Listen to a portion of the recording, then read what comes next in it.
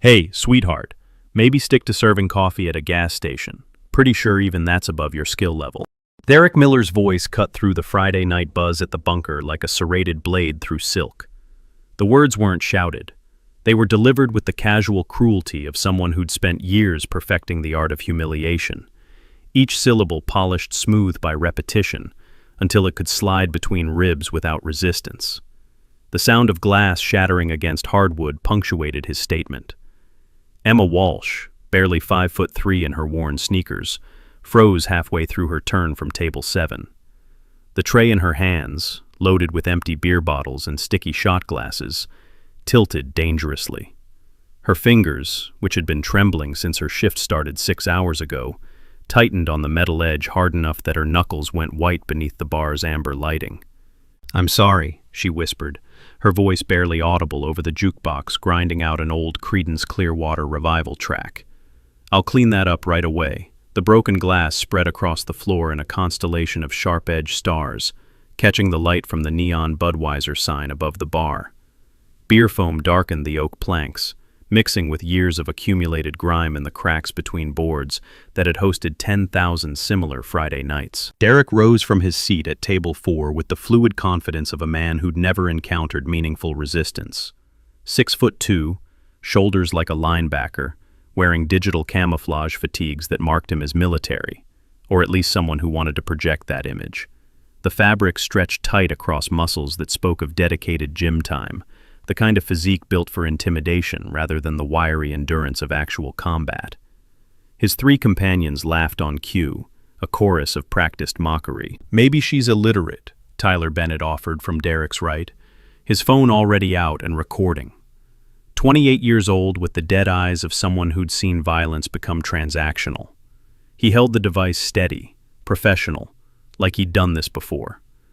Can't even read the menu to know which drinks go to which table. Emma knelt, her server's apron, black fabric worn thin at the edges, the logo for the bunker faded to near invisibility, dragging across the wet floor. She reached for the largest shard of glass with movements that seemed hesitant, clumsy, her right hand continuing its rhythmic tremor. But if anyone had been watching closely, truly watching, with the kind of attention that cost something, they might have noticed how her fingers avoided the sharp edges with practiced precision, how each piece was picked up and set aside in a pattern that had nothing to do with random cleanup and everything to do with tactical positioning. Large pieces first, creating a clear zone, working outward in a spiral that kept her center of balance low and mobile. Nobody was watching that closely. Not yet. The bunker squatted on the corner of Main and Veterans Boulevard, like a faithful dog that had outlived its usefulness but refused to die.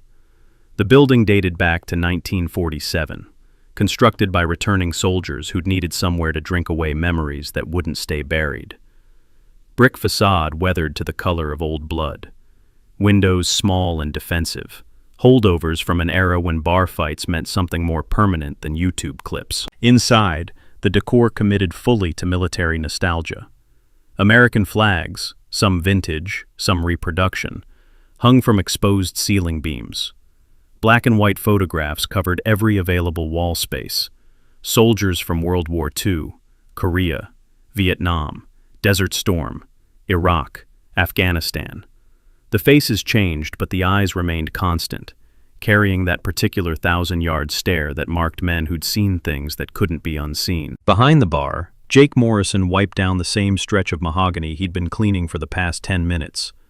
45 years old, barrel-chested, with the kind of weathered face that suggested outdoor work rather than the indoor lighting of a bar.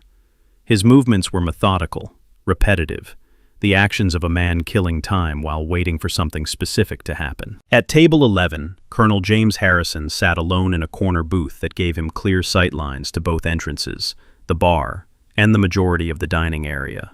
55 years old, gray hair cut military short, wearing civilian clothes, jeans and a flannel shirt, that somehow still managed to project authority. A rocks glass sat in front of him, ice cubes melting into 2 fingers of whiskey he'd been nursing for 40 minutes. His eyes tracked Emma's movements with the focus of a man conducting an assessment. "You spilled beer on Marine Corps camouflage," Derek continued, stepping closer to where Emma knelt. His boot, tan suede combat boot, the kind sold at tactical supply stores rather than issued by any military, came down inches from her hand. You know what that means? That's disrespecting the uniform, disrespecting everyone who ever wore it. Emma didn't look up. It was an accident. I'm very sorry. An accident. Derek drew out the word, tasting it, finding it wanting. You know what else is an accident? Hiring someone this incompetent. Who's the manager here? Someone needs to explain why they're letting refugees work front of house. The slur landed heavily. Several nearby conversations stuttered, creating pockets of awkward silence that spread outward like ripples from a stone thrown in still water. Marcus Hayes, seated to Derek's left, laughed, a sound like gravel in a garbage disposal. 35 years old, face flushed with alcohol and aggressive energy, wearing the same digital camo pattern as Derek. Maybe she can't understand English. You got a green card, sweetheart?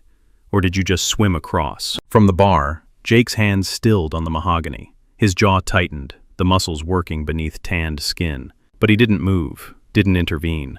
Instead, his eyes flicked to the security camera mounted discreetly above the liquor display, then to the mirror behind the bar where he could watch the scene without turning around. The camera's red recording light blinked steadily. Emma stood slowly, her server's tray now loaded with broken glass. The tremor in her hands made the pieces rattle against the metal surface like castanets. She kept her eyes downcast, shoulders hunched inward, projecting every signal of submission and fear that humans had evolved over millennia to recognize and exploit. If you've ever felt that burning frustration of watching someone get bullied, that hot anger when you know they deserve so much better, then this story is for you. Hit that like button and subscribe, because what's about to unfold will remind you why we should never judge anyone by their appearance. And I'm curious, where are you watching this from? Drop your country or city in the comments. I love seeing how stories like this connect people across the world, and it genuinely helps me understand who's part of this community. The fourth member of Derek's group, Samantha Brooks, watched the scene with the calculating attention of someone who made her living through manufactured outrage. 26 years old, blonde hair styled in deliberate waves, wearing civilian clothes that nevertheless managed to cost more than Emma probably earned in a month. Her phone was also out, recording from a different angle than Tyler's, her manicured finger hovering over the livestream button. "This is honestly sad," Samantha said, her voice pitched to Carrie. She had 300,000 followers on various platforms, built on a foundation of controversy and calculated cruelty disguised as honest commentary. Like, if you can't do a simple job like serving drinks, what can you do? This is the problem with diversity hires. Competence doesn't matter anymore, just checking boxes. Emma's path to the trash bin behind the bar required walking past table 4. As she approached, Derek shifted position, deliberately blocking her route. Not overtly aggressive, just enough that she'd have to ask him to move or find another path. She chose silence, veering left to circle around the table the long way. "That's right. Keep your head down," Derek called after her. "Maybe if you're real good, they'll let you wash dishes in the back where customers don't have to look at you." The broken glass clinked into the industrial trash can with a sound like wind chimes. Emma set the tray down on the bar's service station, her trembling fingers fumbling with the metal surface. A bottle of cleaning solution waited there, alongside fresh towels. She picked both up with movements that seemed clumsy, uncertain. Jake leaned close as she returned to the dining area, his voice pitched low enough that only she could hear. "You okay?" Emma nodded without looking at him, but as she moved past, Jake noticed something. The tremor in her right hand followed a pattern. Not random nervous shaking, but a rhythm. 4.7 seconds between each major tremor, with smaller vibrations filling the spaces between. The kind of precise, mechanical timing that suggested permanent nerve damage rather than anxiety. The kind of damage that came from specific injuries. Shrapnel wounds. Blast concussions. The cumulative effect of firing heavy weapons for extended periods in environments where heat and adrenaline and fear created a perfect storm of neurological stress. Jake had seen it before, in men who'd carried .50 caliber machine guns through Fallujah's streets. in soldiers who'd survived IED strikes that had turned their vehicles into rolling coffins, in special operations personnel who'd spent years in places that officially didn't exist, doing things that couldn't be acknowledged. His hand moved beneath the bar, fingers finding the phone he kept velcroed to the underside of the counter for exactly this kind of situation. No screen unlock required, no visible light. Just a specific pattern of touches that sent a pre-programmed text to a pre-programmed number. Status yellow, package stable, initiating contact protocol. The response came back in 3 seconds. Confirmed, all assets ready.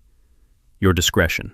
Emma knelt again, this time directly in front of table 4, working cleaning solution into the floor where beer had soaked into the wood grain.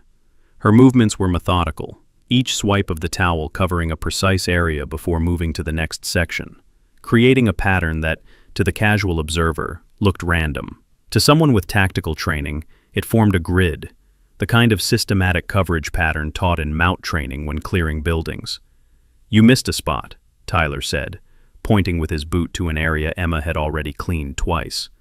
"Right there. Come on, it's not rocket science." Emma shifted position, reaching for the indicated spot.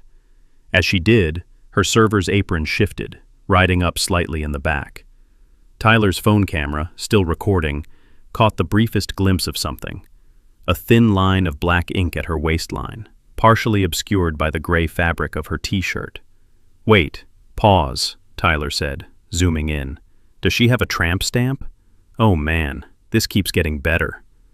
Samantha laughed, a sound like glass breaking in a cathedral. Probably some cliché butterfly or Chinese characters that say, "soup of the day," because the tattoo artist was laughing too hard. At his corner booth, Colonel Harrison set down his whiskey glass with deliberate precision.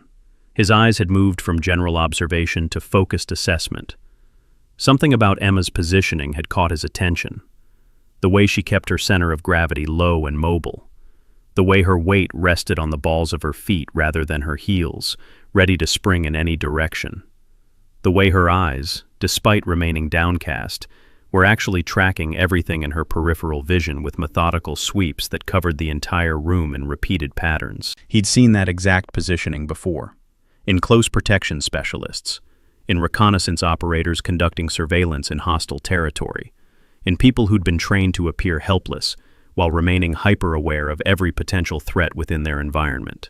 Harrison pulled out his phone, an older model, notably lacking the shiny newness that marks civilian devices, and typed a message to a contact listed only as Overwatch. "Verify identity. Server. Female. Early 30s. Blonde. The bunker. Now." The response came faster than civilian cell networks should allow. Already confirmed. Ghost 9. Operation Scorpion active. Do not intervene unless code red. Harrison's hand tightened on the phone, hard enough that the case creaked. Ghost 9. He'd heard stories, whispered in the kind of classified briefings where even the room numbers were redacted from official records. Marine Raiders. Special Operations. A unit that had officially ceased to exist 3 years ago after a mission that had gone catastrophically, impossibly wrong. He looked at Emma with new eyes. The tremor in her hands took on different context. The submissive posture looked less like weakness and more like camouflage. The entire scene rearranged itself in his perception, pieces sliding into new configurations that created a picture nothing like what it had appeared to be. "Hey, dish rag," Derek called out, his voice carrying that particular tone of someone who'd grown bored with their current level of cruelty and was preparing to escalate. "You done playing in the puddles yet? Some of us have been waiting 10 minutes for another round." Emma stood, gathering the cleaning supplies. "I'll get your server right away, sir." "Our server?" Marcus laughed. "You're the server, unless you're so incompetent they've got you doing janitorial work full-time." "Sarah handles this section," Emma said quietly, gesturing to the far side of the dining area. "I'm covering for her break. I'll let her know you need service." "No," Derek stood, closing the distance between them in 3 steps. At 6'2", he towered over Emma's slight frame.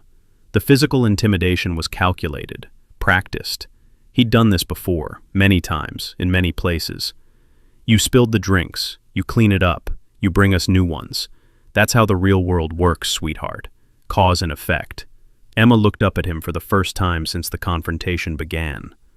Her eyes, blue, the kind of pale blue that looked almost colorless in certain light, met his without flinching.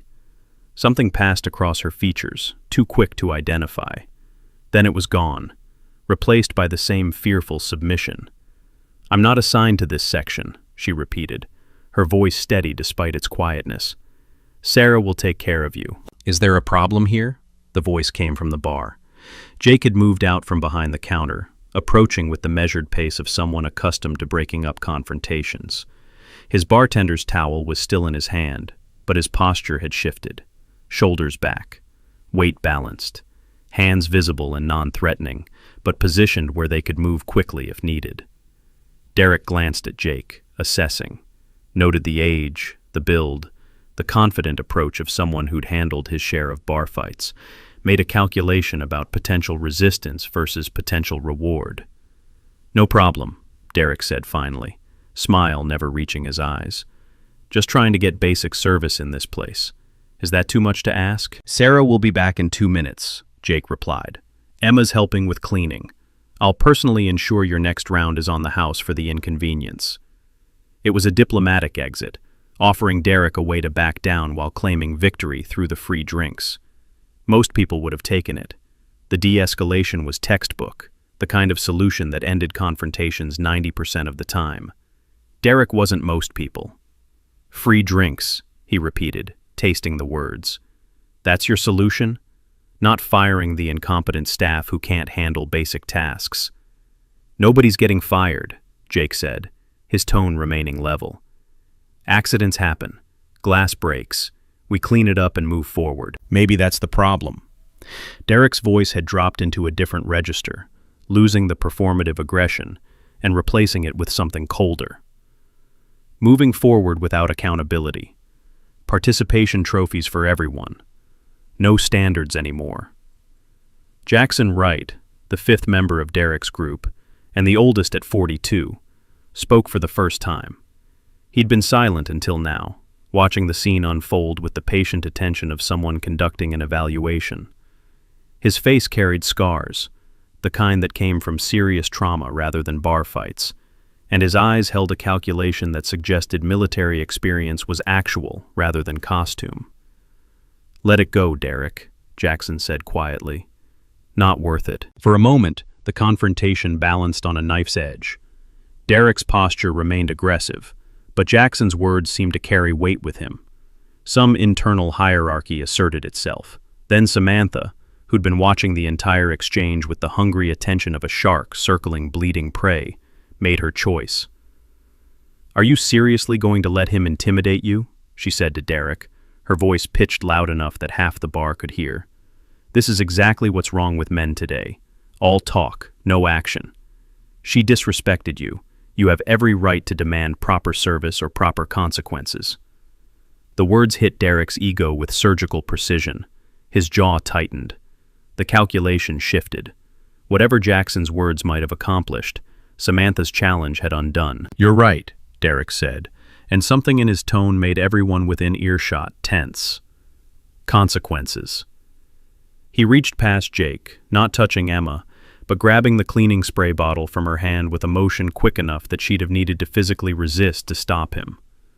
The bottle landed on table 4 with a hollow plastic thump. "Clean the table," Derek ordered, "since you're so good at cleaning. Every inch. And maybe that'll teach you to be more careful next time." The request was technically reasonable, except for the tone, the context, the clear intent to humiliate rather than achieve any practical result. Emma looked at the table, looked at Derek, looked at Jake, who stood frozen in that terrible moment when intervention might escalate the situation beyond control. But non-intervention meant accepting humiliation. "Okay," Emma said quietly. She walked to table 4, picked up the spray bottle, began cleaning the surface with the same methodical precision she'd applied to the floor.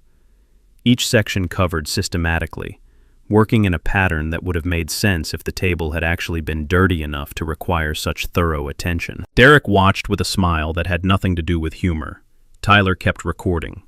Samantha whispered commentary into her phone's microphone, building narrative for the audience she'd cultivate this into tomorrow. Marcus laughed at intervals, the sound harsh and artificial. And through it all, Emma cleaned, silent, submissive, her trembling hands moving across the table's surface, while the Friday night crowd pretended not to watch a humiliation that everyone recognized, but nobody stopped. In his corner booth, Colonel Harrison made another note. Target prioritizing mission over ego, maintains operational security despite provocation. Assessment, professional-level discipline. At Table 7, Frank O'Brien, 68 years old, Korean War veteran, regular customer for 20 years, pushed back his chair with enough force that the legs scraped loud against the floor. His weathered hands gripped the table edge, preparing to stand. His wife, Patricia, placed one hand over his. "Not yet," she said quietly. I know what they're doing," Patricia interrupted, her voice carrying the steel of someone who'd spent 3 tours as an army nurse in Vietnam. "But look at her hands." Frank looked, saw the tremor, saw how Emma held the spray bottle, fingers positioned in a specific grip that minimized the shaking's impact on her task performance. Saw the pattern of her movements, the tactical precision disguised as clumsy submission. Frank trailed off, realization dawning. "She's waiting," Patricia confirmed. "The question is what she's waiting for." Emma finished cleaning the table, set the spray bottle down with exaggerated care, ensuring it made no sound that might be construed as aggressive or disrespectful. Picked up her towel and solution, ready to return to her actual duties. "Hold on," Derek said. "I don't think you got it all. Here." He deliberately tipped his beer bottle, sending amber liquid streaming across the surface she'd just cleaned. "Try again." The bar went completely silent. Even the jukebox seemed to pause between tracks, creating a pocket of stillness where the only sound was beer dripping onto the floor in a steady rhythm like a countdown timer. Emma stood motionless. The spray bottle dangled from her trembling right hand, liquid sloshing inside the plastic container. Her chest rose and fell with breathing that had shifted from shallow fear to something deeper, more controlled. In for 4 counts. Hold for 4. Out for 4. The kind of breathing pattern taught to soldiers before entering combat, designed to keep heart rate manageable when adrenaline threatened to overwhelm rational thought. For 3 seconds, 3 eternal seconds, nobody moved. Then Emma knelt, picked up the towel, began cleaning the spilled beer without comment, without protest, without any visible reaction beyond simple compliance. "That's more like it," Derek said. "A little humility goes a long way." But Jake, watching from behind the bar, saw something that Derek missed. As Emma knelt, as her server's apron shifted, as her gray t-shirt rode up slightly in the back, there was another glimpse of that black ink at her waistline. Not just a thin line this time, but enough to suggest shape, pattern, deliberate design rather than random decoration. And just above the ink line, visible for perhaps 1 full second before fabric covered it again, 3 small scars. Circular, too precise to be random, too similar to each other to be accidents. Entry wounds, grouped in a pattern that suggested multiple bullets had struck the same general area during a single engagement.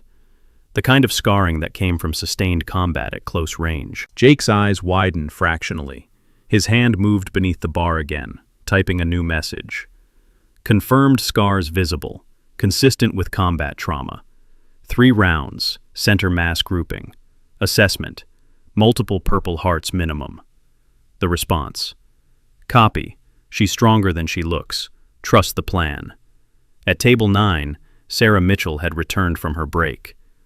28 years old, technically the server assigned to Derek's section, wearing the same black apron uniform as Emma, but carrying herself with the casual confidence of someone who'd never experienced real adversity. She approached Table 4 with her order pad ready, professional smile fixed in place. "Hey guys," she said brightly. "Sorry for the wait. What can I get you? Derek didn't look at her. His attention remained fixed on Emma, who was now wringing out the cleaning towel into the bucket she'd carried from the bar. We already have a server, right here, on her knees where she belongs. The cruelty was escalating, each remark designed to push boundaries, test limits, see how far they could go before meeting resistance. It was a familiar pattern, one that Jake had seen countless times in his years behind the bar. Bullies testing their environment, calibrating the level of violence they could get away with. Sarah's smile faltered. Emma's not assigned to this section. I'm happy to. We didn't ask what you're happy to do, Marcus interrupted. We're telling you what's going to happen. She screwed up. She's fixing it. And you're going to mind your own business unless you want to join her on the floor. Sarah looked at Jake. Jake gave her a subtle headshake. Not now. Don't escalate. She backed away, confusion and anger warring in her expression. Emma stood, bucket in hand. The spilled beer had been cleaned thoroughly enough that the table's surface gleamed under the bar's lighting. She looked at Derek, waiting for dismissal, ready to finally escape this humiliation and return to her actual work. One more thing, Derek said. He reached into his pocket, pulled out a $5 bill, and dropped it on the wet table. Your tip. You earned it. Pick it up. The bill absorbed beer immediately, the paper darkening as liquid soaked through. To pick it up would mean touching the wet surface again, getting her hands dirty, accepting payment that was clearly meant as insult rather than compensation. Emma reached for the bill. Wait, Samantha's voice cut through the tension like a scalpel. Let me get this on camera. Server gratefully accepts tip after providing world-class service. This is going to be perfect content. She positioned herself for the best angle, phone camera trained on Emma's face. Tyler moved to get a complimentary shot from the other side. They were framing this like a professional production, which in some ways it was. Content creation through degradation, monetizing humiliation for an audience that would consume this the way Romans had watched gladiators die. Emma's hand hovered over the $5 bill. The tremor was more pronounced now, whether from genuine stress or deliberate performance, impossible to tell. Her fingers touched the wet paper, and that's when the first crack appeared in her carefully maintained facade. Her eyes lifted, not to Derek's face, but past him, to the wall where photographs of soldiers hung in neat rows, black and white images from World War II, color photographs from Vietnam, digital prints from Iraq and Afghanistan, faces of men and women who'd worn uniforms that actually meant something, who'd earned the right to those ranks and ribbons through sacrifice rather than costume. Something shifted in Emma's expression. The fear was still there, the submission still projected through every element of her body language. But underneath, buried deep enough that most people would miss it, something else stirred. Recognition. Memory. A connection to those photographs that went beyond aesthetic appreciation. She picked up the $5 bill, water dripping from the paper onto her already wet hands, folded it carefully, placed it in her apron pocket without comment. Say thank you, Derek prompted. Thank you, Emma said, but her voice had changed. Still quiet, still submissive, but carrying an undertone that suggested layers beneath the surface, like a still pond that appeared shallow until you realized you were looking at reflection rather than depth. Much better, Derek settled back into his chair, satisfaction evident. See how easy that was? All you needed was a little correction, a little discipline. Jackson Wright was frowning now, his combat-scarred face carrying an expression of focused attention. He'd been silent during most of the exchange, watching with professional assessment rather than participating in the mockery. Now he leaned forward slightly, studying Emma with the kind of focus that suggested he was seeing something others had missed. Derek, Jackson said quietly, we should go. Go? Derek laughed. We just got here. Night's young, drinks are flowing, entertainment's good. Why would we leave? Because something's wrong. Jackson's voice carried certainty. Can't you feel it? Marcus rolled his eyes. Here we go with the operator instincts. Dude, you've been civilian for 3 years. Sometimes a scared waitress is just a scared waitress. Look at her hands, Jackson insisted. Everyone looked. The tremor was obvious, constant, drawing attention to itself through its very visibility. She's terrified, Samantha said dismissively. Shaking like a leaf. It's honestly pathetic. That's not fear shaking. Jackson's tone had gone flat, the kind of affect that suggested complete certainty, despite knowing he wouldn't be believed. That's nerve damage, permanent, the kind you get from... From what?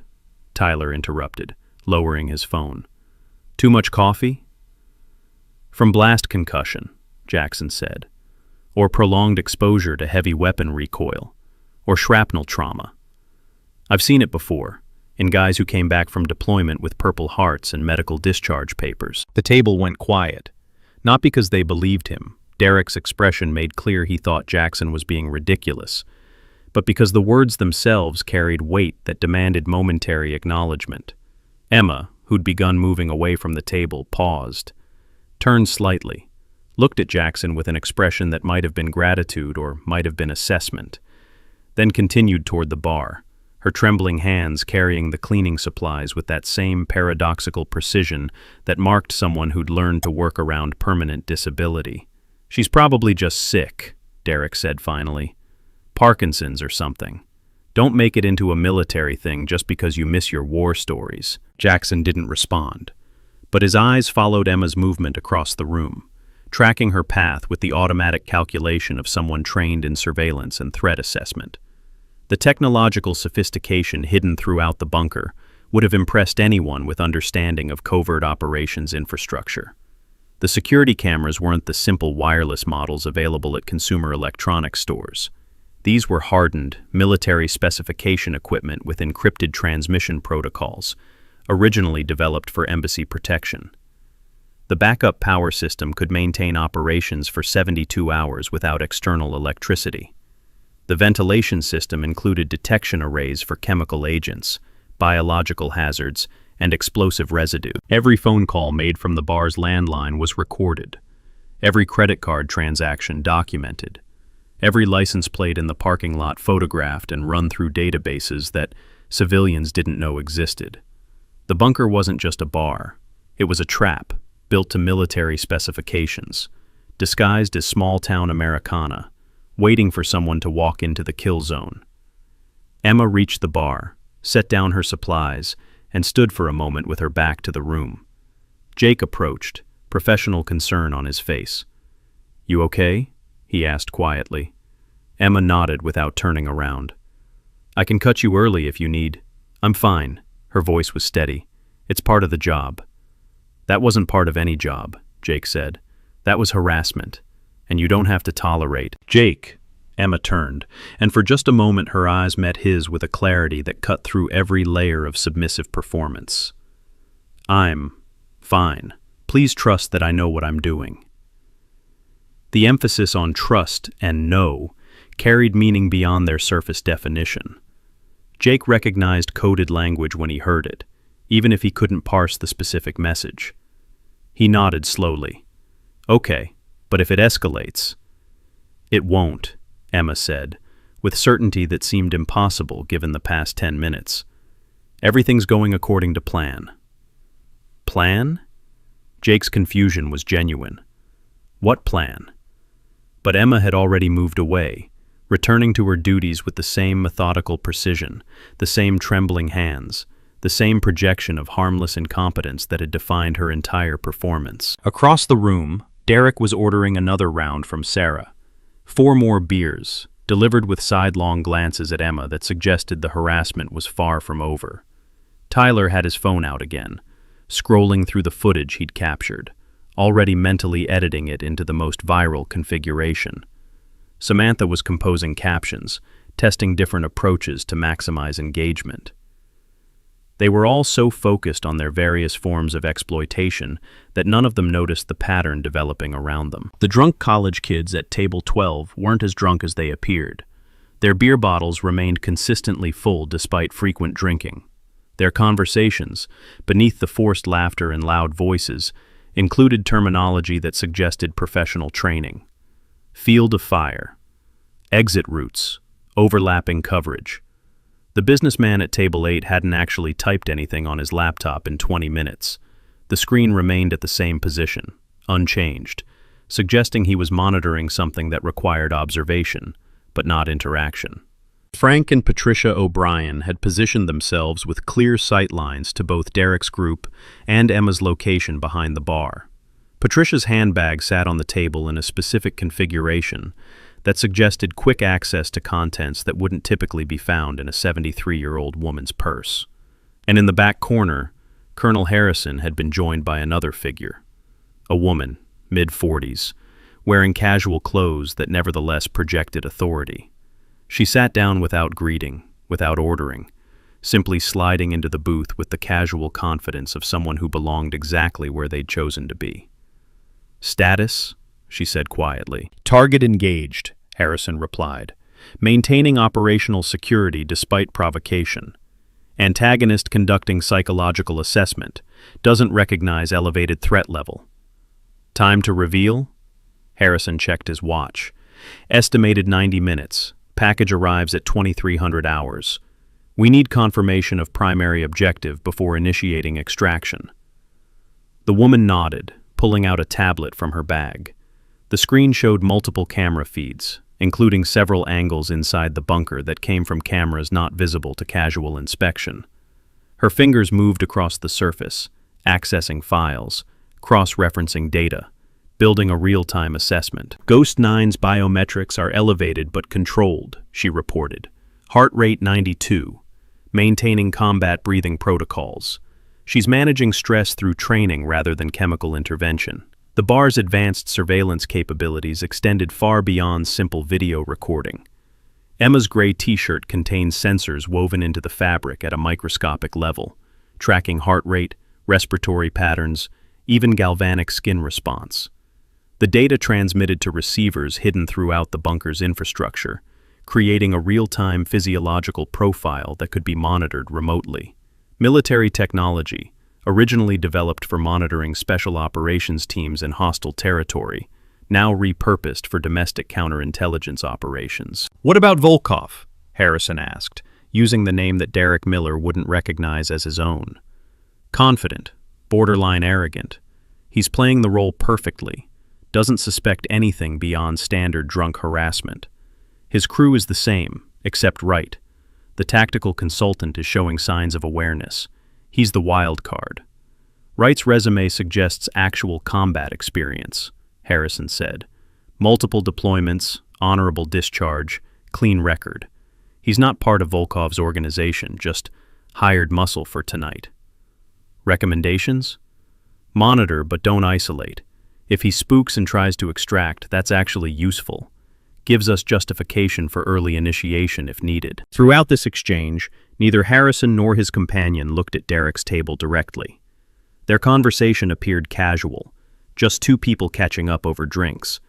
But every word was precise, professional, laden with the kind of operational terminology that suggested extensive shared experience. Sarah delivered the new round of beers to table 4. Derek grabbed his bottle without acknowledgement, attention already drifting to his phone where text messages were arriving in rapid succession. His fingers moved across the screen with practiced speed, sending replies that seemed to require significant attention. "Everything good?" Tyler asked. "Berlin's confirmed," Derek said quietly, using a tone that suggested this wasn't meant for general consumption, but not caring enough to whisper. "Moscow's asking for delay, but I told them schedule stays firm. We move forward on original timeline." "And the merchandise?" "In transit. Clears customs Tuesday, distributes Wednesday. Payment clears Thursday. By Friday, we're clean and gone."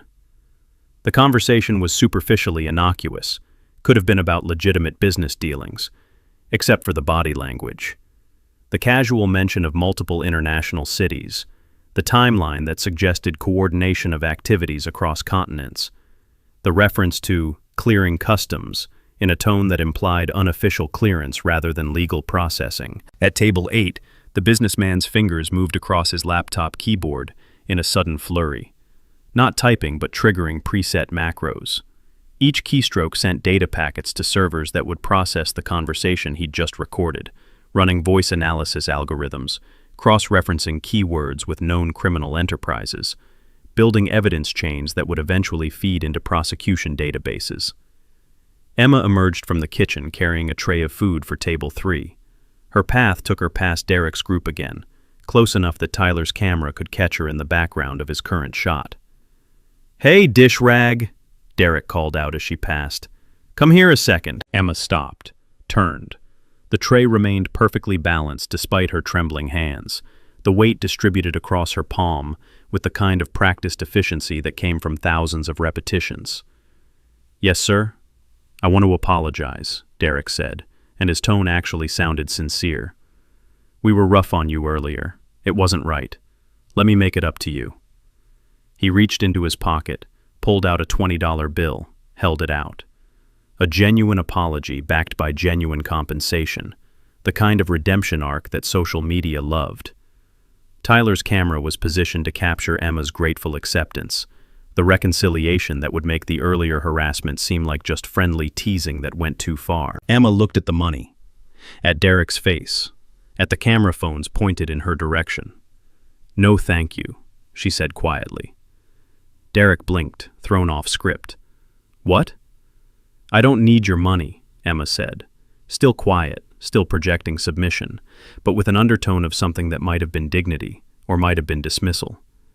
"I just need to do my job." She continued past the table, delivering food to table 3 with the same methodical precision she'd applied to every task tonight. The college kids accepted their burgers and fries with thanks, their eyes tracking her movements with the kind of focused attention that suggested they were memorizing details for later debriefing. "Did she just—" Samantha trailed off, genuinely confused. "Did she turn down free money?" "Maybe she's insulted," Marcus suggested. "Thinks 20's not enough." "Or maybe," Jackson said slowly, "she's not what she appears to be." Derek's expression had shifted from conciliatory to calculating. The rejected apology rankled in a way that pure aggression hadn't. Being denied the satisfaction of playing magnanimous benefactor, of controlling the narrative through generosity rather than cruelty, that touched some ego nerve that verbal abuse had missed. "You know what?" Derek said, voice dropping into that dangerous register again. "I'm starting to think she's got an attitude problem. All this humble servant routine, but underneath she thinks she's better than us." "She's a waitress," Tyler said. "How could she possibly think—" "It's in the eyes," Derek interrupted. "When she looks at you, really looks, not that downcast, submissive nonsense. There's something there. Judgment. Like we're beneath her." He wasn't entirely wrong. Emma's carefully maintained facade was professional grade, but nothing was perfect. Micro-expressions leaked through occasionally, visible to anyone watching with enough attention. And Derek, despite his obvious flaws, wasn't stupid. He'd built his criminal enterprise through intelligence as much as violence, reading people, exploiting weaknesses, recognizing when someone wasn't quite what they presented. "You're overthinking it," Samantha said. "She's just weird, probably on the spectrum or something." But Jackson was nodding slowly. "No, he's right. There's something off. The way she moves, the way she positions herself. It's too controlled to be natural, too precise to be accident." "So what?" Marcus laughed. "You think she's some kind of secret agent? Jason Bourne in a server's apron?" "I think," Jackson said carefully, "that we should probably find somewhere else to drink tonight." "Because a waitress makes you nervous?" Derek's tone was mocking, but his eyes had gone cold. "Are you serious right now?" "I'm serious that my instincts are telling me something's wrong.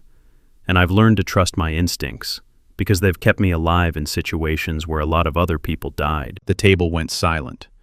Jackson's combat record was documented, real, verified through channels that Derek's group had accessed when hiring him. 3 tours in Afghanistan, decorated for valor, medical retirement after taking shrapnel during a convoy ambush. His warnings carried weight that couldn't be dismissed entirely. "Fine," Derek said finally. "We'll wrap up here soon. One more round, then we head out. Happy?" Jackson wasn't happy. His expression made that clear. But he settled back in his chair, accepting the compromise because pushing harder might trigger the exact confrontation he was trying to avoid. Behind the bar, Jake was washing glasses with movements that appeared automatic, muscle memory allowing him to perform the task while his attention remained focused elsewhere. His phone, still tucked out of sight, vibrated with incoming messages. Right showing awareness. Recommend early extraction if he attempts departure. Negative. Maintain timeline. Ghost 9's assessment is objective not yet secured. What if Wright tips Volkov? Then we adapt. Trust the operator. She's been through worse. Jake's jaw tightened. He'd been running the bunker for 20 years, served as cover for countless operations. But this one felt different, more personal, higher stakes. The woman they were using as bait, because that's what Emma was. However skilled, however trained, she was still bait in a trap designed to catch something monstrous. Deserved better than being thrown to wolves and told to wait for backup. But operational necessity often required sacrifices that felt wrong, but served larger objectives. Jake understood that intellectually, even if emotionally he wanted to intervene, to end this before it could escalate further. Emma finished delivering food to table 3 and returned to her station behind the bar. Jake noticed her glance at her watch, a simple, digital model, nothing fancy, and her lips moved silently, counting, tracking time against some internal schedule. Across the dining area, Tyler and Samantha had their phones out, reviewing footage, selecting the best clips for their respective platforms. Their conversation was animated, excited, discussing view counts and engagement metrics with the enthusiasm of people who'd found exactly the content they'd been searching for. "This is perfect," Samantha said. "Humble immigrant, aggressive Americans, classic underdog narrative. My followers eat this stuff up." "I was thinking different angle," Tyler said. "More like consequences for incompetence. Frame it as accountability rather than bullying." "Why not both? Multiple videos, different narratives, see which gets more traction." They were discussing Emma's humiliation like it was product to be packaged and sold to different demographics, which, from their perspective, it was. Human suffering as content strategy, degradation as algorithm optimization. At table 7, Patricia O'Brien had her hand in her purse, fingers wrapped around something metal. Not a weapon, not exactly, but military-issue trauma shears, the kind that could cut through body armor if necessary, paired with quick-clot combat gauze capable of stopping arterial bleeding in under 30 seconds. "She's carrying medical," Frank noted quietly. "Of course she is," Patricia replied. "Question is whether she'll need it. For her or for them? Maybe both." In the dimly lit bar, with classic rock playing softly from speakers mounted in corners, with neon signs casting colored shadows across walls decorated with military memorabilia, with Friday night crowds maintaining the illusion of normalcy. In the middle of all this ordinary American life, two parallel realities were unfolding. One was the story that Tyler and Samantha's cameras would capture. Mean customers harassing innocent server, content to be packaged, distributed, consumed, and forgotten by Monday morning. The other was something far more complex. A federal operation months in the planning. An international arms dealer sitting in a trap he didn't recognize. A Marine raider carrying so many secrets that her official military record had been redacted into near non-existence. And an entire community of veterans who'd quietly mobilized to protect one of their own, while justice prepared to strike. Emma checked her watch again. Her lips formed a number. 67. 67 minutes until package arrival. 67 minutes until whatever was coming finally came. 67 minutes for Derek Miller, or Thomas Volkov, or whoever he really was beneath the layers of identity, to continue believing he was the predator in this scenario. The bar's door opened, admitting two new customers. Middle-aged couple, dressed casually, laughing about something as they searched for a table. Their entry appeared completely natural, organic, the kind of random arrival that happened in bars thousands of times every night. Except Jake's phone vibrated immediately. Assets 3 and 4 deployed, perimeter established, all exits covered. The couple took a table near the emergency exit, positioning themselves where they could monitor the rear entrance while appearing to simply enjoy their Friday evening. Derek didn't notice. His attention had returned to his phone, fingers flying across the screen as he coordinated activities across time zones. To anyone watching, he looked like a businessman handling international logistics. And technically, he was, just not the legal kind. Emma moved through the bar with fluid efficiency, clearing tables, delivering drinks, processing orders. Each movement precise, professional, projecting the image of someone performing exactly the job she'd been hired to do. The tremor in her hands continued its rhythmic pattern, neither improving nor worsening despite the stress she'd endured. At 9:37 p.m., less than 2 hours since the first glass had shattered, Sarah approached Emma during a quiet moment. "I could take over your section," Sarah offered. "You've dealt with enough from those assholes." Emma smiled slightly, the expression transforming her face from plain to something that suggested hidden depths. "I appreciate that, but I've got it covered." "You're sure?" "Because Jake said I should offer. And honestly, they're being completely out of line. We could probably ban them if we wanted to." "No," Emma said quickly. Too quickly. Then softer. "No, it's fine, really. They'll be gone soon." The certainty in her voice made Sarah pause. How could Emma possibly know when Derek's group would leave? They showed no signs of preparing to depart, had just ordered another round, seemed settled in for the evening. Unless Emma knew something Sarah didn't. Unless this entire scenario was orchestrated with a precision that extended beyond simple service dynamics. Sarah opened her mouth to ask, then closed it. Sometimes questions were better left unvoiced, especially when answers might carry weight you weren't prepared to handle. Instead, she simply said, "Okay, but if you need backup, just signal." Emma nodded, already moving away to greet new customers who'd just entered. Her performance never wavered, maintained with the discipline of someone who'd trained for exactly this kind of sustained operation. Because that's what this was. Not a shift at a bar, but an operation.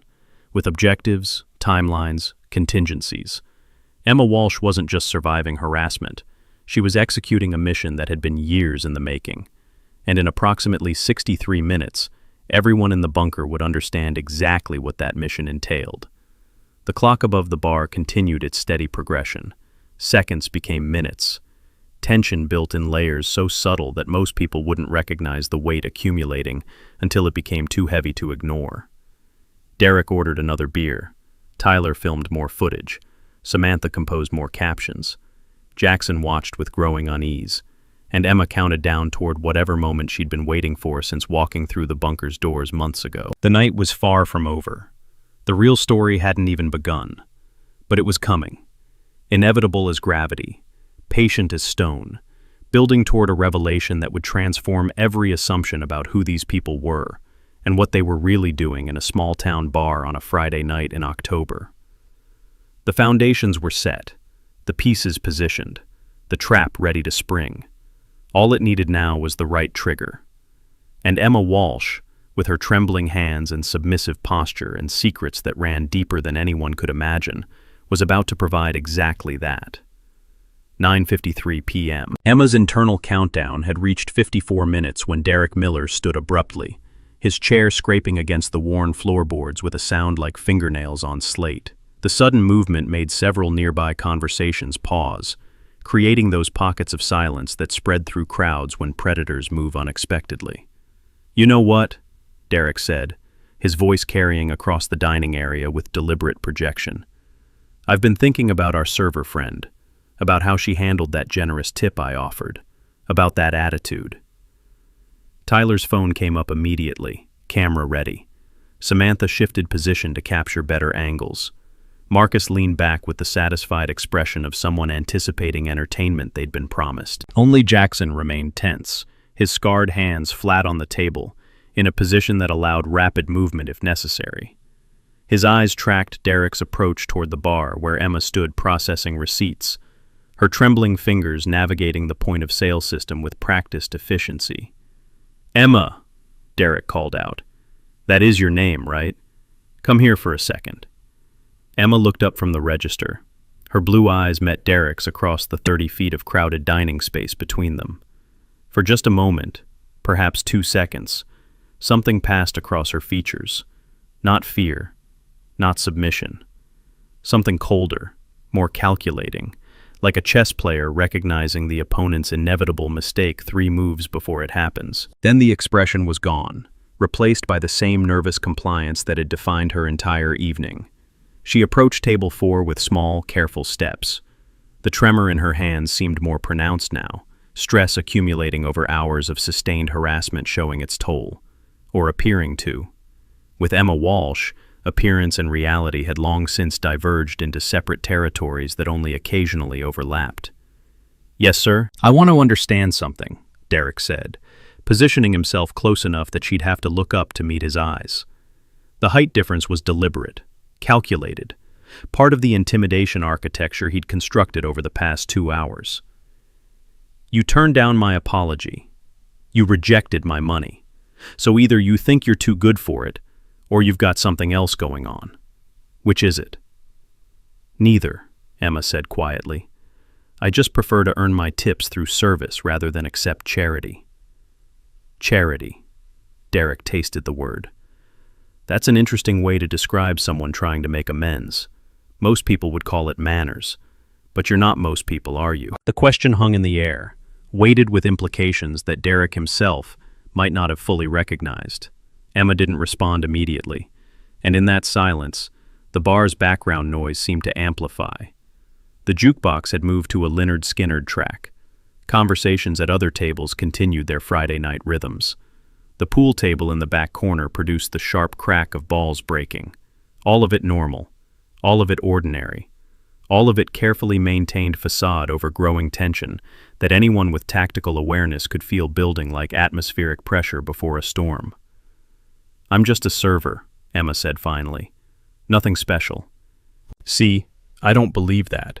Derek reached out, not touching her, but pointing at the tremor in her hands. "Someone with shaking like that, they don't usually last long in food service, spills too much, breaks too much. Yet Jake keeps you on staff. Why is that?" "You'd have to ask him." "I'm asking you."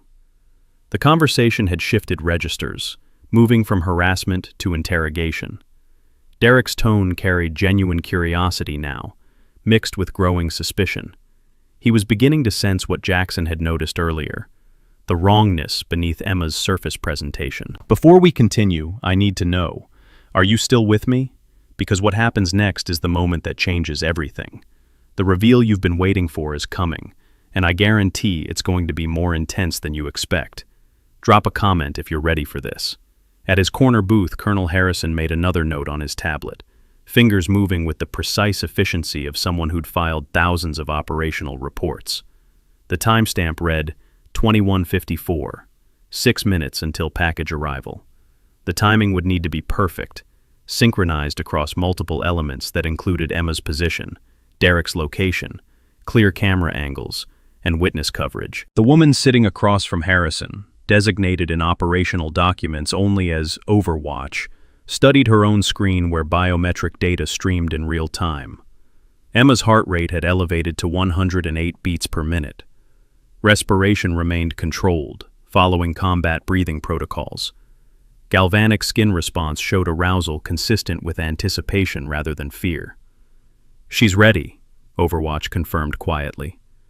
"Question is whether Volkov will provide the necessary opening," Harrison replied. "If he backs down now, he won't. Look at his body language. He's committed to breaking her, thinks it's achievable. His ego won't allow retreat." Harrison nodded, accepting the assessment. Thomas Volkov had built his criminal empire on the foundation of intimidation, backed by violence. Backing down from a challenge, especially public challenge witnessed by his crew, wasn't in his psychological playbook. He'd escalate because escalation was his only available response. The trap would spring because Volkov couldn't help triggering it. Back at table 4, Derek had closed the distance further, standing close enough that Emma would need to actively step backward to maintain personal space. His physical presence was overwhelming by design. 6'2" of muscle and aggressive intent looming over someone nearly a foot shorter. "Let me tell you what I think," Derek said, his voice dropping to a register that carried threat beneath civility. "I think you're playing some kind of game. Acting weak, acting scared, but underneath you're laughing at us, thinking you're clever. I'm not. Don't interrupt me." The command was sharp, absolute, carrying the weight of someone accustomed to obedience through intimidation. I'm talking. You're listening. That's how this works. Emma went silent, hands clasped in front of her apron, head slightly bowed. The posture of complete submission, textbook prey behavior designed to de-escalate aggression through displays of non-threat. Except her feet. Anyone trained in close-quarters combat would have noticed her stance, weight on the balls of her feet, knees slightly flexed, center of gravity low and mobile. Not the locked knees and flat footing of genuine submission, but the coiled readiness of someone prepared to move explosively in any direction. Jackson saw it. His eyes widened fractionally, recognition dawning. "Derek, we should go. Now." "In a minute," Derek said without looking away from Emma. "I'm not done here." "Yes, you are." Jackson stood, hand moving to Derek's shoulder. "Trust me on this. We need to leave immediately." Derek shrugged off the touch with barely contained irritation. "What is your problem?" "It's just—" "Look at her stance," Jackson interrupted, voice urgent now.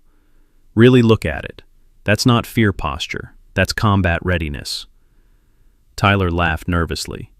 "Come on, man. She's a waitress. You're being paranoid." "Am I?" Jackson's attention remained fixed on Emma. "Tell me something, Emma. Where'd you learn to stand like that?" Emma's eyes lifted, meeting Jackson's directly for the first time. In that moment, her carefully maintained facade slipped just enough that Jackson could see what lay beneath. Not a frightened server, but something infinitely more dangerous wearing a frightened server's costume. "I don't know what you mean," Emma said, but her voice had changed. Still quiet, but carrying an undertone that suggested she was done performing for audiences who couldn't recognize the performance. The bar's front door opened again, admitting 2 more customers. Male, both mid-30s, dressed in casual Friday attire that marked them as off-duty military or law enforcement. They took positions near the entrance, effectively blocking the most accessible exit without appearing to do anything beyond choosing a convenient table. Jake's phone vibrated. Assets 7 and 8 deployed. Primary perimeter complete. Derek still didn't notice. His attention remained laser-focused on Emma, determined to crack whatever defenses she maintained. "You know what I think happened? I think you were trying to intimidate us, coming over here with your little trembling act, trying to make us feel guilty. Well, guess what? It didn't work." He reached out, grabbed Emma's wrist. Not gently. Hard enough to hurt.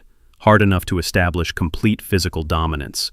Hard enough that bruises would form within hours. Emma didn't pull away. Didn't resist. Simply stood there, allowing the grip. Her blue eyes watching Derek with the patient attention of someone waiting for a specific moment. "Let go of her."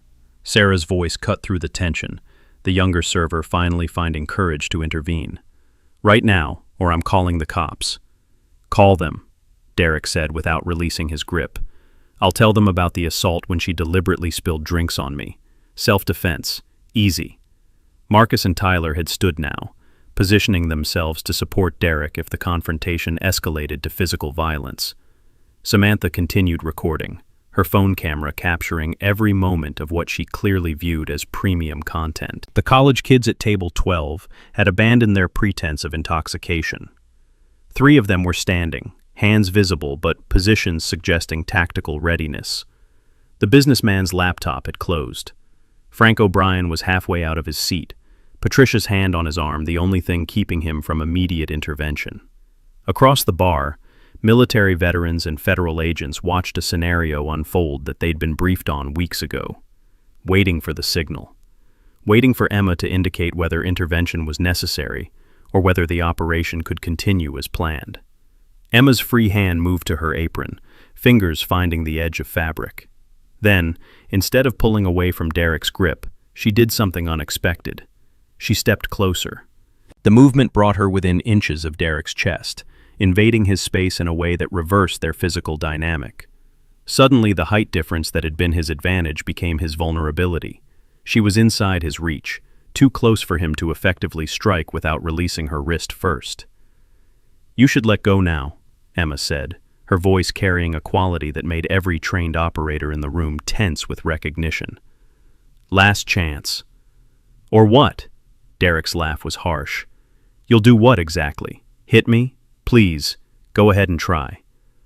I warned you, Emma said. She didn't hit him. That would have been predictable, expected, something Derek's trained reflexes could counter despite his alcohol consumption. Instead, Emma simply twisted her wrist in a motion so fast and precise that Derek's grip broke before his nervous system could register what had happened. The technique was pure Marine Corps martial arts program, advanced belt level, designed to counter wrist grabs through leverage and body mechanics rather than strength. Emma's trembling hands executed it with the fluid perfection of someone who'd practiced the movement 10,000 times until it became unconscious reflex. Derek stumbled backward, more from surprise than actual force. His face registered confusion, anger, and the first genuine flicker of uncertainty. What the? He lunged forward, both hands reaching to grab her shoulders, intending to slam her against the nearby wall in a show of overwhelming force. It was the move of someone who'd won countless fights through size and aggression, whose physical advantages had never encountered someone who could neutralize them through technique. Emma sidestepped. Simple. Economic. Letting Derek's momentum carry him past her into empty space. As he stumbled, she was already moving, repositioning to maintain optimal distance, her trembling hands somehow steady now that violence had transitioned from potential to actual. The gray t-shirt she wore, fitted but not tight, chosen specifically for freedom of movement, shifted with her motion. And in that shift, as Derek recovered his balance and turned to face her again, the fabric rode up slightly in the front. Just enough. Just barely enough. Black ink became visible at her lower ribcage. Not a glimpse this time, but enough to see pattern, design, deliberate artwork that told stories to anyone who could read military iconography. Hold her, Derek snarled at Marcus and Tyler. Both of you, now. They moved to comply, flanking Emma from both sides.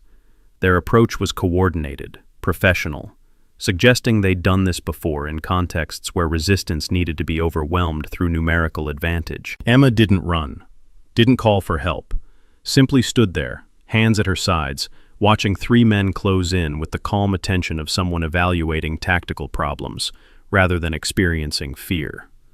Tyler reached her first, hands grabbing for her arms. Emma's response was instantaneous, a simple wrist lock that used his own grip as leverage, rotating his arm into a position that sent him to his knees with a yelp of pain. Marcus tried to grab her from behind. She dropped beneath his reach, spinning, one leg sweeping his feet out from under him. He went down hard, the impact driving air from his lungs in a sound halfway between gasp and grunt. 3 seconds. 2 opponents neutralized.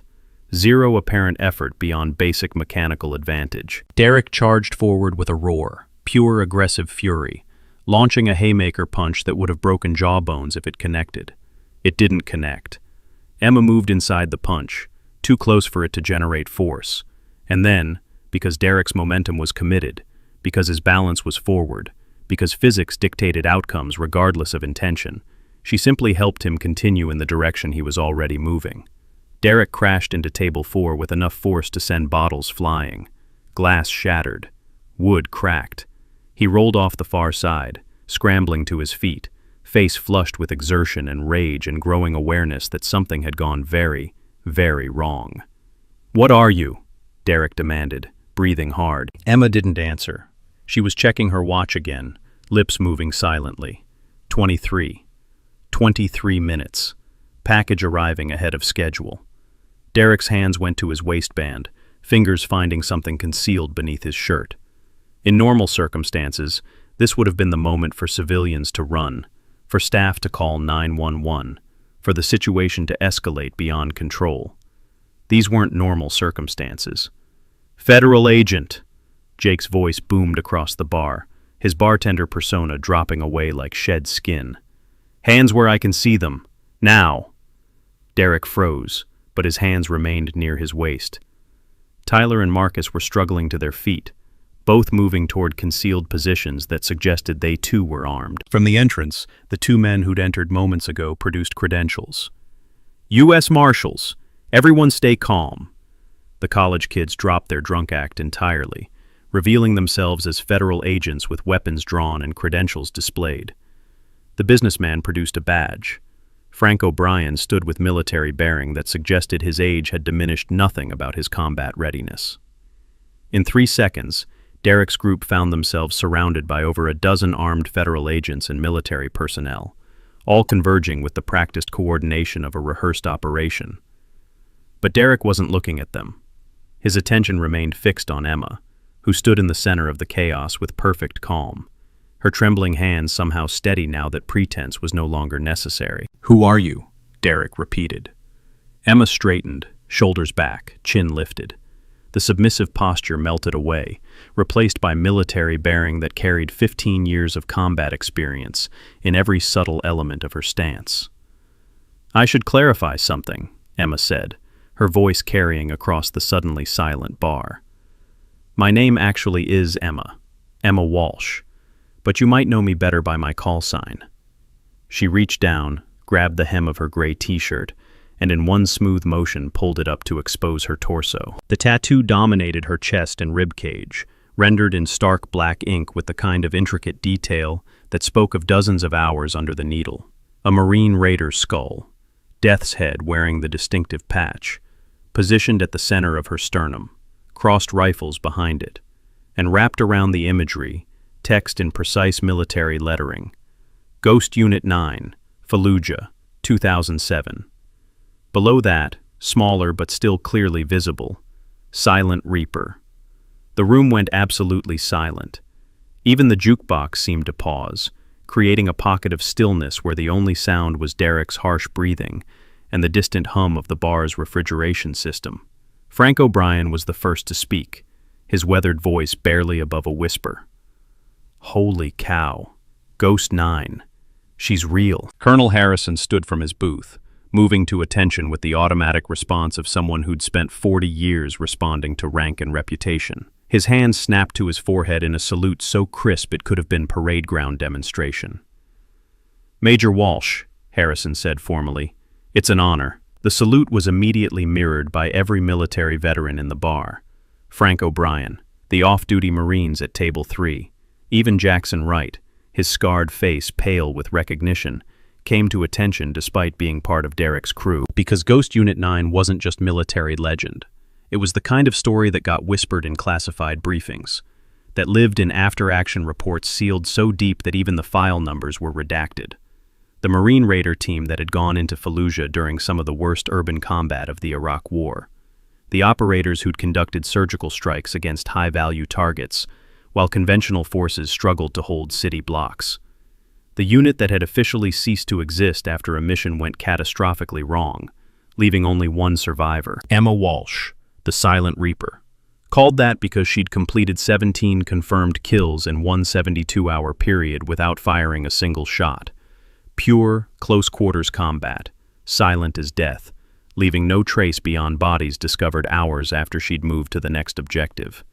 Derek's weapon, a compact 9mm pistol, was halfway out of his waistband when he froze, finally processing what he was seeing. Not just the tattoo, but the scars around it. Bullet wounds, at least 3, grouped in a pattern that suggested multiple rounds had struck her center mass during a single engagement. The kind of wounds that should have been fatal. The kind that required immediate medical intervention in a combat support hospital. The kind that marked someone who'd survived what 99% of people wouldn't. "You're dead," Derek said, and his accent had shifted, the American pronunciation slipping, revealing Eastern European consonants beneath.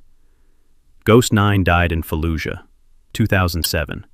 IED strike, entire team killed. "Is that what your intelligence told you?" Emma's voice had transformed completely. No more submission, no more fear. This was the voice of someone who'd given orders that determined whether people lived or died, who'd operated in environments where hesitation meant mission failure. "Your intel was wrong, Volkov." The name hit Derek like a physical blow. His carefully maintained Thomas Miller identity, built over 3 years, supported by forged documents and manufactured history, crumbled in a single word. Thomas Volkov, arms dealer, war criminal, the man who'd sold defective body armor to Marine units deployed in Iraq, knowing the equipment couldn't stop the rounds it was rated for, knowing Marines would die, knowing every death would justify increased military spending that would fund more contracts at higher margins. 27 Marines had died wearing Scorpion Defense Systems body armor between 2006 and 2008. Every death investigated, every investigation concluding the armor had been properly rated for specified threat levels. Every conclusion technically true, while ignoring the reality that Volkov's company had falsified test data to meet contract requirements. One of those 27 Marines had been Sergeant Andrew Walsh, Emma's older brother, Force Reconnaissance, killed when a round penetrated armor that should have stopped it, struck his liver, and caused him to bleed out during extraction. Emma had been in country when Andrew died, had been part of the quick reaction force that responded, had held her brother's hand during those final minutes, while medics worked frantically to save someone who was already gone. How did you... Volkov's face had gone completely pale. 3 years, Emma said. 3 years tracking your network, identifying your cells, building evidence. Berlin, Moscow, Caracas, all compromised. Your communication protocols, your financial transactions, your entire operational structure. We have everything. She gestured around the bar, indicating the assembled federal agents and veterans. Every person here was vetted. Every table, every booth, every bar stool filled with someone who knew exactly what might happen tonight. The bunker isn't just a bar, Volkov. It's fire-base bunker. And you walked right into the kill zone. The emergency exits burst open. Not civilians evacuating, but tactical teams pouring in. Marines in full combat gear, wearing the Marine Raider insignia, weapons raised but not yet targeted. Ghost team responding. The call echoed across the bar as operators took positions with coordinated precision that spoke of years working together. Volkov's weapon had cleared his waistband, but now dozens of rifles were pointed at him from every direction. Tyler and Marcus had frozen mid-movement, hands raised, recognizing when resistance meant suicide. Samantha's phone clattered to the floor, the live stream still recording, capturing everything for an audience she'd never intended. Only Jackson Wright remained calm, his hands visible, his posture non-threatening. "I want immunity," he said clearly. "Full cooperation in exchange for witness protection. I can give you everything. Operational protocols, safe houses, communication networks. Everything Volkov doesn't want you to know." Jake, no longer a bartender but revealed as Deputy U.S. Marshal Jake Morrison, approached with restraints. "We'll discuss that downtown. Right now, hands behind your back." The process of securing Volkov's crew was clinical, professional, executed with the efficiency of teams who'd rehearsed exactly this scenario. Weapons collected, hands zip-tied, rights read in voices that carried no emotion beyond bureaucratic necessity. Through it all, Emma stood in the center of the room, her tattoo still exposed, her trembling hands now visibly the result of permanent nerve damage rather than fear. The scars on her torso told stories that most people would need decades to accumulate. Bullet wounds, shrapnel patterns, the distinctive signature of white phosphorus burns that marked someone who'd been too close to chemical weapons when they detonated. Patricia O'Brien approached slowly, respectfully. "May I?" she asked, gesturing to the scars. Emma nodded. Patricia's trained nurse's eyes cataloged each mark with professional assessment. 3 rounds, center mass. All survived. The shrapnel pattern here, she traced a finger near one scar without touching. That's from a grenade. 5 meters, maybe 6. You should have died from the concussion alone. "I was wearing full plate carrier," Emma said quietly. "Stopped the bullets. Shrapnel found the gaps. Combat medic kept me alive long enough for medevac." "How long ago?" "Fallujah, 2007. Same engagement that killed my team." During the extended operation, federal agents utilized advanced evidence collection systems, including portable forensic analysis equipment, featuring DNA rapid testing capabilities and digital evidence processing tools originally developed for high-value target raids in hostile territory. The ruggedized tablets they carried could access encrypted databases containing financial records across multiple jurisdictions, linking shell companies through complex ownership structures that normally required months of investigative work. Each device connected to satellite uplinks, providing real-time coordination with agencies spanning 3 continents. The kind of technological integration that made international criminal prosecution possible, even when suspects operated across borders that traditionally shielded them from accountability. Colonel Harrison had approached, his salute still held. "Permission to speak freely, Major? I'm not active duty anymore, Colonel. No need for formalities. With respect, Major, once a raider, always a raider. Your rank and achievements don't expire just because you're not drawing military pay." Emma smiled slightly, the expression transforming her face. "Then speak freely, Colonel. I've read your file. What isn't redacted anyway? Operation Silent Thunder, Operation Midnight Harvest, the extraction at Al-Qaim. You've saved more lives than most people will ever know about, and you did it while carrying injuries that would have ended most operators' careers. I had good people watching my back," Emma said, "until I didn't." The reference to her team, the other members of Ghost Unit 9, who hadn't survived Fallujah, created a moment of respectful silence. 8 operators had gone into that mission. 1 had come out. The mathematics of survival were brutal, final, and carried weight that no amount of medals or commendations could balance. Volkov, now secured in restraints, was being led toward the exit by U.S. Marshals. He stopped, turned, looked at Emma with expression mixing hatred and something that might have been respect. "You set this up," he said. "All of it. The job here, the harassment, the escalation.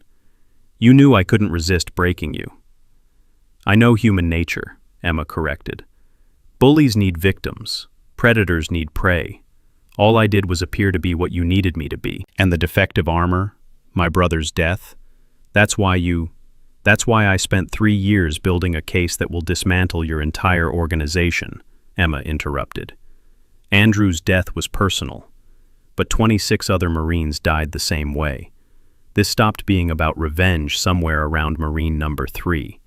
After that, it was just about justice." Volkov was silent for a long moment. Then, "There are more, bigger players than me, people you can't touch, who'll rebuild everything you think you've destroyed." "I know," Emma said calmly, "which is why I'm not done." The marshals led Volkov out, followed by his crew. Jackson Wright, who'd offered immediate cooperation, was separated from the others, his tactical consultant role giving him intelligence value that standard enforcement didn't carry. Samantha's phone was collected as evidence, the live stream terminated, the footage preserved for prosecution. Her social media career, built on exploitation and manufactured outrage, had just provided evidence for federal conspiracy charges that would make everything she'd done feel like profound mistake. If you're watching this story unfold and thinking about the power of hidden strength, of patience in the face of injustice, then do me a favor, share this video. Share it with someone who needs to understand that the quietest person in the room might just be the most dangerous. Sometimes warriors don't advertise their power. They wait until the moment demands it. The bar began transitioning from tactical operation back to something resembling normalcy. Federal agents packed equipment. Marines cleared the perimeter. Witnesses were separated for individual debriefing, their statements crucial for building prosecution cases that would span multiple jurisdictions and potentially decades of litigation. Emma pulled her shirt down, covering the tattoo and scars, transforming back into someone who looked like they might actually be a server in a small-town bar. Except now, everyone knew better. Now the trembling hands carried different context. The submissive posture read as operational camouflage, the entire evening recontextualized as surgical precision, disguised as random chance. Jake approached with 2 glasses of water, offering one to Emma. "Hell of a night," he said. "It went according to plan," Emma replied.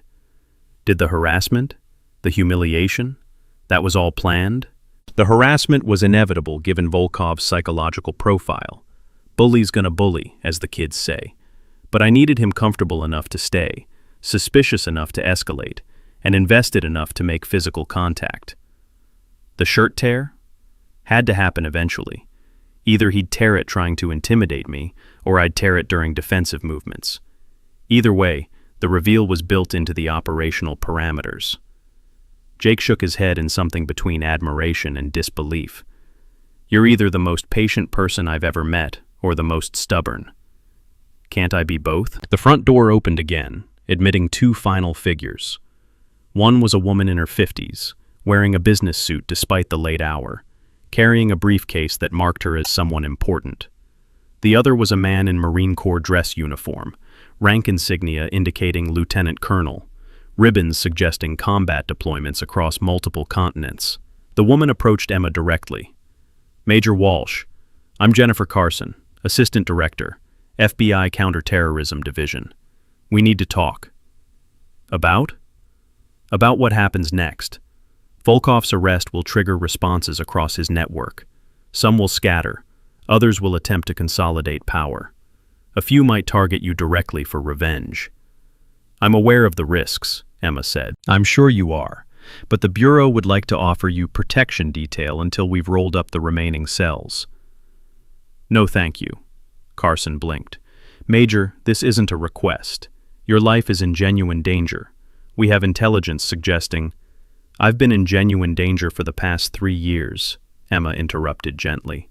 Protection detail means restriction of movement, surveillance that criminals can identify, and making myself a static target. I prefer mobility. The lieutenant colonel cleared his throat. Major Walsh, I'm James Patterson, Force Reconnaissance. I served with your brother in Ramadi before his transfer to Fallujah. Emma's expression softened fractionally. Andrew mentioned you in his letters. Said you taught him that patience was a sniper's best weapon. He was a good Marine, better man. His death wasn't your fault. I know, but it still needed answers. Now it has them. Patterson nodded slowly. The Commandant asked me to extend an offer. Return to active duty. The Marine Raider Regiment is expanding, needs experienced operators to train the next generation. Your knowledge, your experience, it's too valuable to waste. I appreciate that, sir, but my answer is no. May I ask why? Emma gestured to her trembling hands. Permanent nerve damage from Fallujah. I can shoot, I can fight, but I can't pass the physical standards for active Raider deployment. And I won't take a training role when operators are downrange. That's not who I am. There are other positions. Sir, with respect, I know my limitations, and I know what I need to do next. Neither of those things involves rejoining the military. Carson leaned forward. Then what do you plan to do? Because walking away isn't really an option anymore. Volkov's network will target you. His associates will want revenge. You need protection whether you want it or not. What I need, Emma said carefully, is to finish what I started. Volkov was middle management. The real architects of this corruption are still operating. Berlin, Moscow, Caracas. Those cells are compromised but not eliminated. Someone needs to coordinate the dismantling of this network from the inside. Someone who understands how they operate. You want to go after the rest of them, Carson said slowly. Alone. I've been doing it alone for 3 years. Why stop now? Because you almost got killed multiple times. Because we found evidence of at least 4 separate attempts on your life that you never reported. Because stubbornness stops being admirable when it crosses into suicidal. Emma was quiet for a long moment, watching federal agents process the final elements of the crime scene. The bunker would close for a week, minimum, while evidence collection continued. Jake would lose business. The veteran community that had supported her operation would face scrutiny. All of it consequence of choices she'd made, risks she'd taken. I'll consider protection detail, Emma said finally. But I want tactical assets, not bodyguards. People who can operate in hostile territory, not security guards who will make me a walking target. Carson nodded slowly. That might be arrangeable. But there's something else. The situation in Bangkok. Ghost 10, Emma said. What about her? She missed her last 3 check-ins. We think her cover's blown. Someone leaked her identity to local assets affiliated with the syndicate. If they have her, they don't. Emma's certainty was absolute. Maria Santos is too smart to get caught. She's gone dark on purpose. probably setting up her own trap similar to what we did here. We can't confirm that, and we can't extract her without knowing her location. So find her location. We've tried. She's using ghost protocols, moving through networks we can't penetrate. The only person who might be able to establish contact is someone she'd trust absolutely, someone from her old unit.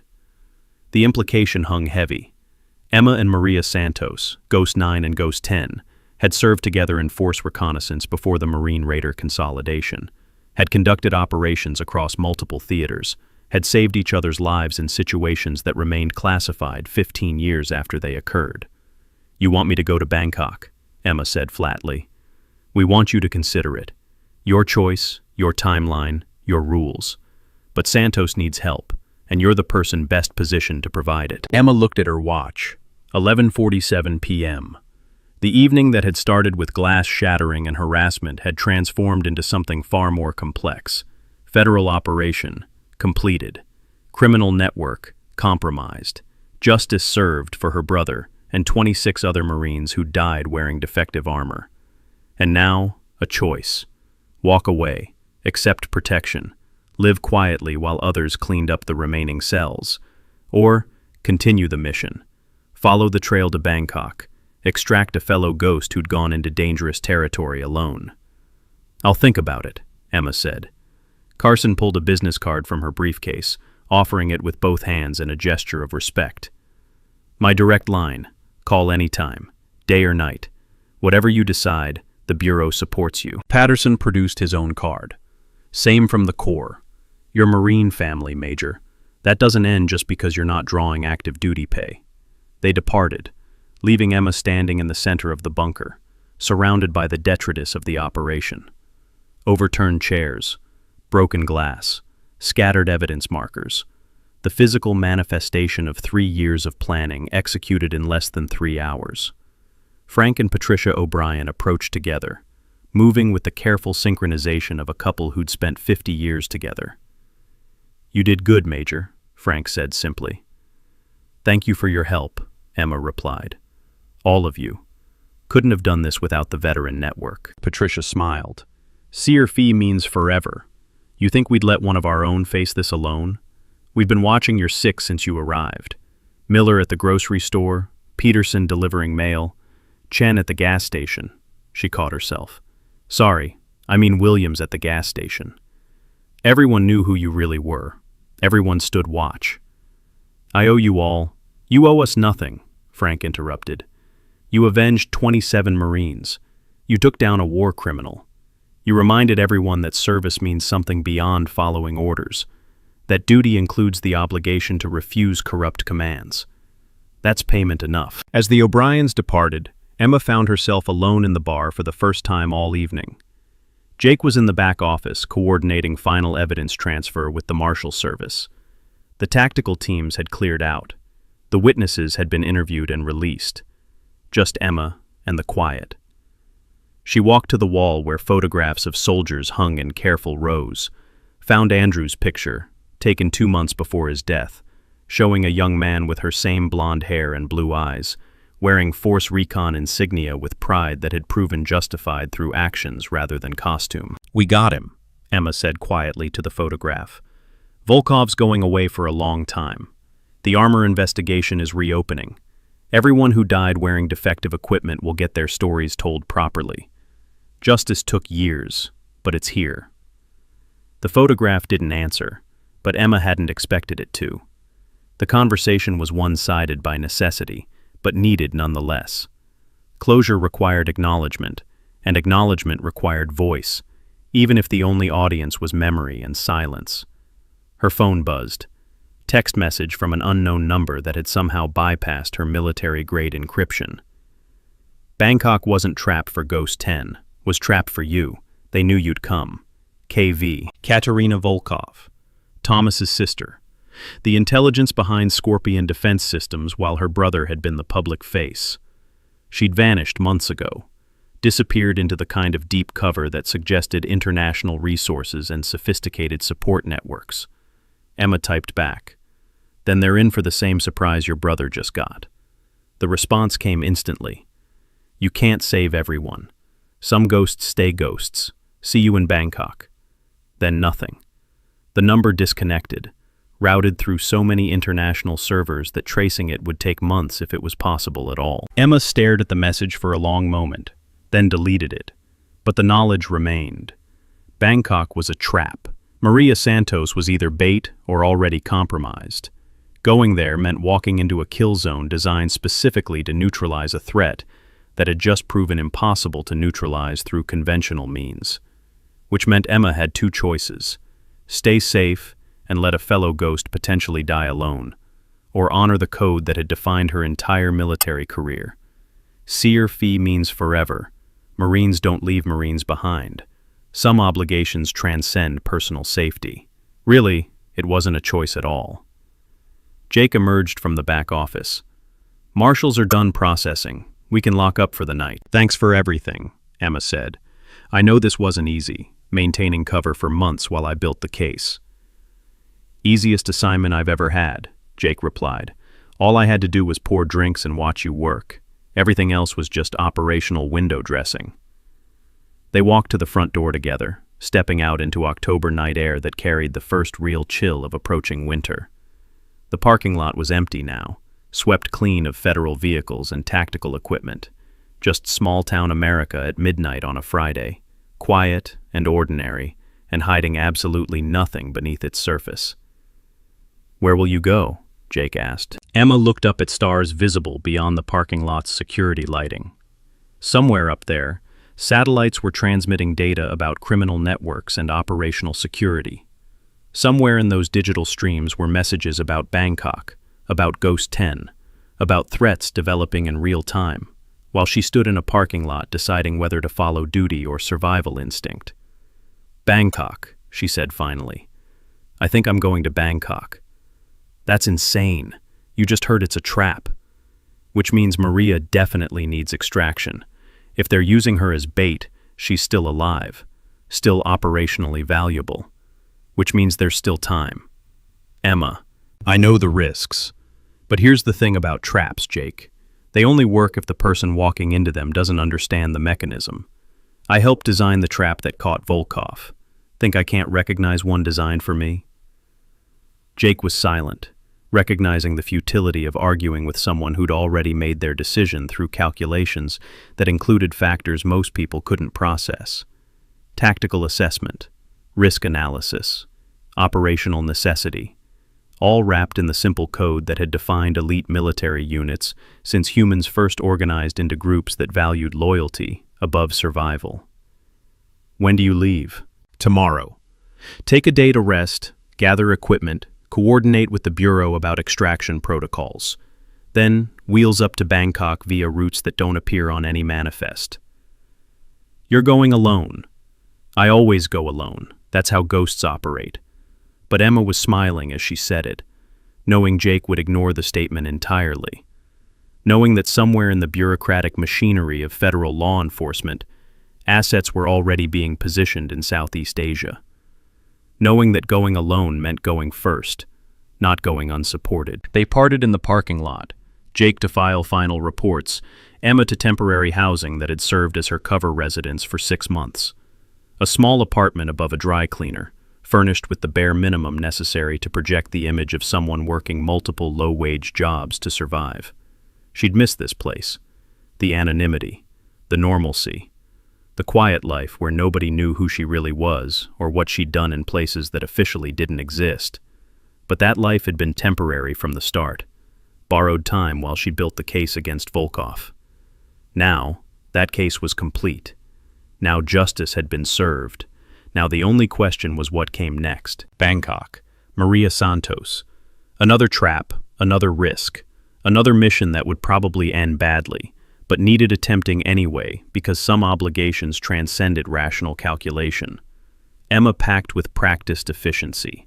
Tactical gear hidden among civilian clothes, weapons disassembled and disguised as harmless electronics, documents that would transform her from Emma Walsh into whatever identity the mission required. At 3 a.m, sitting on the apartment's small bed, she allowed herself one moment of doubt. One question about whether this was wisdom or stubbornness, whether duty or death drive was really motivating her choices. Then the moment passed. Doubts were luxuries that operators couldn't afford when teammates were in danger. Analysis paralysis killed more people than enemy action in situations where hesitation meant mission failure. She lay back, staring at ceiling tiles that had become familiar over months of occupation. Somewhere in this building, neighbors were sleeping peacefully, unaware that the quiet woman from 3B was really a Marine raider with classified operations spanning 3 continents. Unaware that justice had just been served for 27 dead Marines. Unaware that tomorrow, the anonymous neighbor would disappear as completely as she'd arrived, leaving no trace beyond a month's rent paid in advance. Emma's eyes closed. Sleep came quickly, the practiced ability to rest in hostile territory, regardless of stress or circumstance. 4 hours of dreamless unconsciousness, then automatic wake at 0700 hours. Operational day, beginning with the mechanical precision of someone who'd lived by schedules that measured survival in minutes rather than hours. The war wasn't over. It never really ended, just shifted locations and adopted new names. Volkov was captured, but Katerina remained free. Scorpion Defense Systems was exposed, but other companies would emerge to fill the market gap. 27 Marines had gotten justice, but thousands more would die in conflicts manufactured by people who saw death as commodity rather than tragedy. Emma Walsh, Ghost 9, Silent Reaper, the woman who'd survived what should have killed her and chosen to use that survival for something beyond mere existence, was going back to war, because some battles were won with bullets, others with truth. But the hardest victories came from refusing to let the powerful sacrifice the innocent for profit. From standing between predators and prey, even when standing meant becoming target yourself. From remembering that service didn't end when uniforms came off, that duty included the obligation to refuse corrupt commands, that honor meant something beyond medals and commendations. The ghosts had won tonight, but tomorrow was a new battlefield, and somewhere in Bangkok, another ghost needed extraction. Emma rose from bed, showered, dressed in civilian clothes that would carry her through airport security without raising alarms. Checked her phone one final time before destroying the SIM card and replacing it with clean backup. One new message waited. Single line. No signature. Just coordinates and a time. Bangkok. 48 hours. Come alone or don't come at all. Emma smiled, the expression carrying nothing warm but everything certain. She'd been coming alone for 3 years. She'd continue coming alone for however many years it took to dismantle every network that profited from soldiers' deaths. Because that's what ghosts did. They haunted the living until justice was served. They moved through shadows until targets were eliminated. They refused to stay buried until the work was finished. And Emma Walsh's work was far from finished. The apartment door closed behind her with soft finality. Lock engaging, deadbolt sliding home. Security chain left dangling because she wouldn't be returning. The woman who descended the stairs was no longer Emma Walsh, waitress at the bunker, victim of harassment, trembling hands and submissive posture. This was Major Emma Walsh, United States Marine Corps, Ghost Unit 9, the Silent Reaper, operative with confirmed kills across multiple theaters, survivor of wounds that should have been fatal, hunter of war criminals who thought themselves untouchable. And she had a flight to catch. Bangkok was waiting. So was Maria Santos. So was whatever trap Katerina Volkov had prepared, whatever contingencies the syndicate had arranged, whatever violence awaited in tropical heat and urban complexity. Emma walked into October morning with steady stride, trembling hands already planning tactical approaches and contingency protocols. The sun was rising, painting sky in colors that suggested peace and normalcy, and all the comfortable lies that civilians told themselves about how the world really worked. But Emma knew better, had always known better, had paid the price of that knowledge in scars and nightmares and permanent nerve damage that would shake her hands for the rest of her life. The apartment door closed behind her with soft finality. The woman who descended the stairs was no longer Emma Walsh, waitress at the bunker, victim of harassment, trembling hands and submissive posture. This was Major Emma Walsh, United States Marine Corps, Ghost Unit 9, the Silent Reaper, operative with confirmed kills across multiple theaters, survivor of wounds that should have been fatal, hunter of war criminals who thought themselves untouchable. And she had a flight to catch. Bangkok was waiting. So was Maria Santos.